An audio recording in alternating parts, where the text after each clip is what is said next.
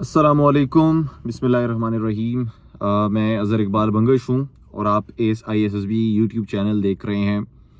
मैं ज़रा बाहर आया हुआ था तो मैंने सोचा आपके लिए मैं कुछ वीडियोस बना लूँ ताकि टाइम को अच्छे से यूटिलाइज़ कर लिया जाए और आपको भी इससे कोई फ़ायदा हो जाए। अच्छा, आज की जो हमारी वीडियो का टॉपिक है वो ये है कि बहुत सारे लोगों के ज़हनों में ये मिथ होती है और उनको ये लगता है कि यार अगर तो आप मिसाल के तौर पे अगर किसी कैडेट कॉलेज से हैं या स्पेशली मिलिट्री कॉलेज से हैं तो आप 100% रिकमेंड हो जाएँगे और ISSB में ज़्यादा मिलिट्री कॉलेज के बच्चे रिकमेंड होते हैं और आम बच्चा जो है वो रिकमेंड नहीं हो सकता और ये वो इस तरह की आपको बातें बहुत ज़्यादा सुनने को मिल रही होती हैं। और लेकिन आज हम इस पे बात ज़रूर करेंगे। मैं आपको बताऊँगा कि मिलिट्री कॉलेज के जो बच्चे हैं, सबसे पहले तो ये मिथ दूर करूँगा कि 100% रिकमेंडेशन उनकी नहीं होती।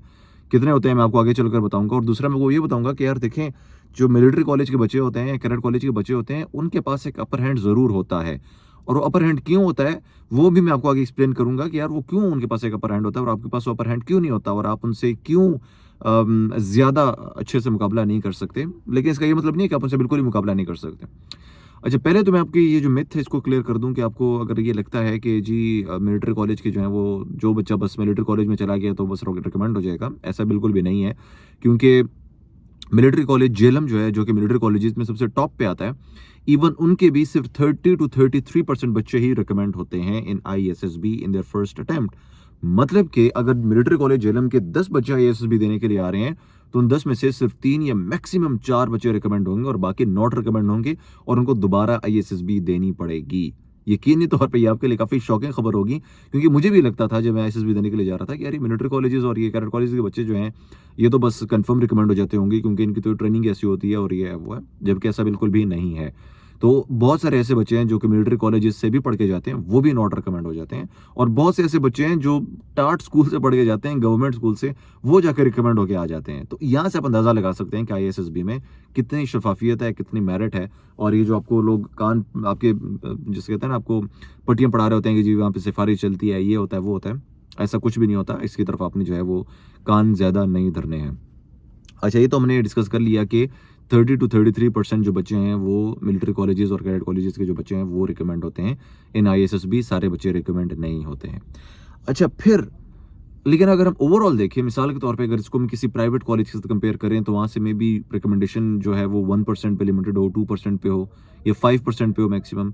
अगर हम बाकी कॉलेजेस और इंस्टीट्यूट से कंपेयर करें तो इनके रिकमेंडेशन का जो रेशियो है सबसे हाईएस्ट रेशियो है। इसके पीछे वजह क्या है? इसके पीछे वजह ये है कि देखें, जब आप मिलिट्री कॉलेजेस में जाते हैं, आप 8th से लेके सेकंड ईयर तक 5 साल एक मिलिट्री कॉलेज में गुजारते हैं, किसी कैडेट कॉलेज में गुजारते हैं, तो आपको 8वीं जमात से ही एक्सपोज़र मिलना शुरू हो जाता है मिलिट्री का। मिसाल के तौर पे आपको डिबेट्स पे लगा दिया जाता है, आपको स्पोर्ट्स में लगा दिया जाता है, आपकी पीटी कराई जाती है, आपकी ज़हनसाज़ी की जाती है, आपके अंदर जो मैच्योरिटी है उसको डेवलप किया जाता है, आपकी पर्सनैलिटी को डिसिप्लिन्ड पर्सनैलिटी बनाने की कोशिश की जाती है,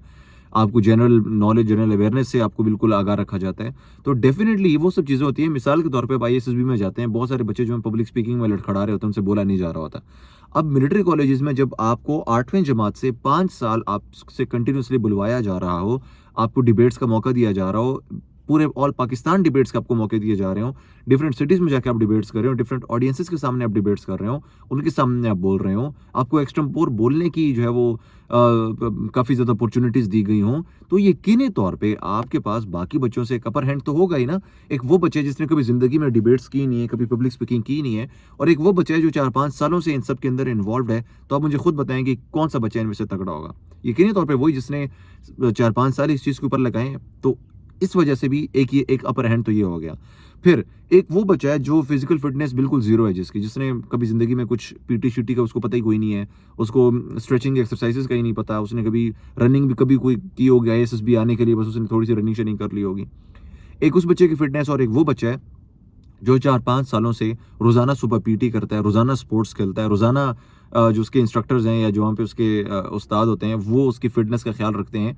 तो ज़ाहिर-सी बात है उसकी फ़िटनेस में जो कैडेट कॉलेज का बच्चा होगा, मिलिट्री कॉलेज का बच्चा होगा और जो नॉर्मल बच्चा होगा उसकी फ़िटनेस में भी फ़र्क होगा। फ़िटनेस में भी उस बच्चे के पास अपर हैंड होगा, क्योंकि आपका जो GTO है वो ज़्यादातर आपकी फ़िटनेस ही देख रहा होता है। अब पब्लिक स्पीकिंग में अपर हैंड हो गया आपके पास, फ़िटनेस में आपके पास अपर हैंड हो गया। मिसाल के तौर पे पब्लिक स्पीकिंग में आप अच्छा परफ़ॉर्म कर लिया, आपने इंडिविजुअल ऑब्स्टेकल्स में अच्छा परफ़ॉर्म कर लिया। 2 चीज़ों में आपके पास ऑलरेडी अपर हैंड हो गया। अब तीसरी चीज़ समझते हैं कि जी, जो मिसाल के तौर पे आप हम अगर आ जाते हैं जी साइकोलॉजिस्ट टेस्ट की तरफ, या हम आ जाते हैं ग्रुप डिस्कशंस की तरफ, मिलिट्री जो आपके डिप्टी प्रेसिडेंट्स आपके इंटरव्यू ले रहे होते हैं। अब मिलिट्री कॉलेजेस में ये नेचर और ये बैकग्राउंड होता है कि जो बच्चे रिकमेंड होते हैं वो यकीनी तौर पे आते रहते हैं, आप लेक्चर्स देते हैं, बाकी जो जूनियर्स होते हैं उनसे बातचीत करते हैं, उनसे कम्युनिकेट करते हैं। अब वो आके अपना एक्सपीरियंस शेयर कर रहे होते हैं, वो बता रहे होते हैं उनको कि जी उनका टॉपिक क्या था, उनको किस टॉपिक पे बोलने का मौका मिला था, ग्रुप डिस्कशन का टॉपिक क्या था, लेक्चरेट का टॉपिक क्या था, पॉइंटर स्टोरी क्या थी, पिक्चर स्टोरी क्या थी, ऐसे किस पे लिखना था, वो सारी चीज़ें बता रहे होते हैं ना। तो अब अगर 4-5 सालों तक आप ये सारी चीज़ें ये सुन रहे हो तो यकीनी तौर पे आपको अंदाज़ा भी हो जाता है, आइडिया भी हो जाता है कि यार आईएसएसबी में किस तरह के टॉपिक्स पे डिस्कशन की जाती है, किस तरह की बातें पूछी जाती हैं, किस तरह के क्वेश्चंस पूछे जाते हैं, क्या होता है, क्या नहीं होता। तो अगेन एक वो बच्चा है जिसको बिल्कुल इसके बारे में कोई अवेयरनेस नहीं है और एक वो बच्चा है जो 4-5 सालों से इन सब चीज़ों को प्रैक्टिस कर रहा है। तो मिलिट्री कॉलेज के बच्चे को यहाँ पे भी अपर हैंड हो जाता है, यहाँ पे भी उसको बेनिफिट मिल जाता है, यहाँ पे भी उसको फ़ायदा मिल जाता है, उसको ये सब चीज़ें पहले से पता होती हैं। फिर चौथी चीज़ क्या आती है? चौथी चीज़ ये होती है कि एक बच्चा मिलिट्री बैकग्राउंड में पल रहा बढ़ रहा है, मिलिट्री बैकग्राउंड में सुबह-शाम रह रहा है। फ़ौजी उसको रोज़ाना टक्कर रहे हैं, फ़ौज उसको डिसिप्लिन्ड लाइफ़ दे रही है, डिसिप्लिन की तरह उसको सुबह उसका एक फ़िक्स टाइम है जब उसने पीटी के लिए जाना है, फ़िक्स टाइम है जब उसने खाना खाने के लिए जाना है, फ़िक्स टाइम है जब उसने स्पोर्ट्स करनी है, फ़िक्स टाइम है जब उसने स्कूल जाना है, फ़िक्स टाइम है जब उसने दीगर कोई भी एक्टिविटी करनी है, प्रेप करनी है, प्रिपरेशन करनी है, पढ़ना है, जो भी करना है। तो वो लाइफ़ में वो डिसिप्लिन वाला एलिमेंट जब आपके अंदर आ जाता है और फ़ौज को भी डिसिप्लिन बच्चा चाहिए, तो डेफ़िनेटली आपकी पर्सनैलिटी मज़ीद ग्रूम हो जाती है, मज़ीद बेहतर हो जाती है, जो कि एक नॉर्मल और प्राइवेट बच्चे की नहीं होती। तो यहाँ पे भी आपके पास उसके ऊपर से अपर हैंड आ जाता होता है। तो ओवरऑल अगर हम इसको सम अप करें इन सब चीज़ों को, तो जो मिलिट्री कॉलेज और कैडेट कॉलेजेस के बच्चे होते हैं, चूँकि उनकी सारी ज़िंदगी ही इन कैडेट कॉलेजेस में यानी मिलिट्री कॉलेजेस में गुज़री होती है, उनका उठना-बैठना फ़ौजियों के साथ होता है, उनका उठना-बैठना डिसिप्लिन के साथ होता है, उनको पता होता है कि ग्रूम पर्सनैलिटी कैसे होती है, उनकी पर्सनैलिटी पे काम किया जाता है कैडेट कॉलेजेस में, उनके सोचने-समझने की जो एबिलिटी है, उनका जो होराइज़न है उसको मज़ीद ब्रॉडन कर दिया जाता है, उनको डिफरेंट एक्सपोज़र दिए जाते हैं, स्पोर्ट्स का एक्सपोज़र दिया जाता है, डिबेट्स का एक्सपोज़र दिया जाता है, को-करिकुलर एक्टिविटीज़ का एक्सपोज़र दिया जाता है। तो यकीनी तौर पे ये सब चीज़ें जो हैं वो उनकी पर्सनैलिटी को बेहतर बनाने में एक बहुत बड़ा किरदार अदा करती हैं, जो कि नॉर्मल एक प्राइवेट स्कूल के बच्चे को शायद ये अपॉर्च्युनिटीज़ इतनी ज़्यादा अवेलेबल ना हो, या अगर उसको अवेलेबल हैं भी तो उसको मिलिट्री बैकग्राउंड ओरिएंटेड ये अपॉर्च्युनिटीज़ अवेलेबल नहीं होती। जबकि मिलिट्री कॉलेजेस में और कैडेट कॉलेजेस में जो भी आपसे चीज़ करवाई जाती है, वो मिलिट्री बैकग्राउंड को कंसीडर करते हुए ही करवाई जाती है, यानी कि आपको ये फ़ौज और इन सब चीज़ों को कंसीडर करते हुए ही आपको जो है वो चीज़ करवाई जाती है। फिर आप जब मिलिट्री कॉलेज में जाते हैं तो आपकी सबसे बड़ी मोटिवेशन ही मिलिट्री को जॉइन करना होता है, फ़ौज को जॉइन करना होता है। तो आपका जो फ़ोकस है वो एक ही चीज़ पे डटा रहता है कि यार आप अगर मिलिट्री कॉलेज में हैं या आप कैडेट कॉलेज में आए हुए हैं, तो आपका टारगेट यही है कि आपने you will have to end up in a military institution, be it army, air force, navy, जो भी है।